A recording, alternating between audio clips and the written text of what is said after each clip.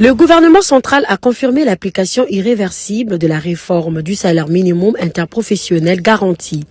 La première ministre Judith Suminwa Tuluka a présidé une séance de travail consacrée à la mise en œuvre du SMIC, réajusté à 14 500 francs avec une hausse programmée à 21 500 francs congolais dès janvier 2026. Et la première ministre voulait s'assurer, dans les cas des échanges d'aujourd'hui, il y avait une partie des représentants des organisations patronales, mais aussi des organisations de travailleurs, d'abord de la compréhension commune, ainsi que de comment, au bout de 6 mois, cette décision, ces décrets qu'elle avait pris s'appliquent.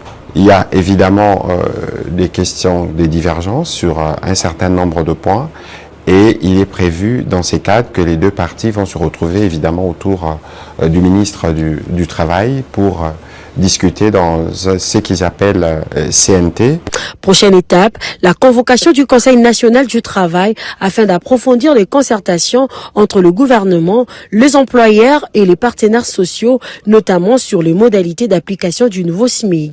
La première ministre nous avait invités à prendre part à une réunion qui devrait évaluer l'application du SMIC 6 mois après qu'on l'ait réajusté et fixé, et aussi voir la possibilité de mettre en place un cadre de dialogue social permanent.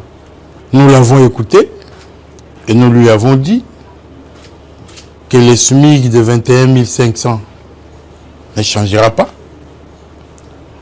et que les 14 500 de réajustement ne changera pas.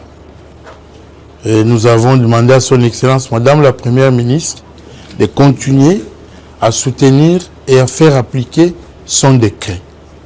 Cette réforme s'inscrit dans le programme d'action du gouvernement 2024-2028, dont l'objectif est de créer des emplois décents, renforcer la protection du pouvoir d'achat et améliorer les conditions de vie des travailleurs.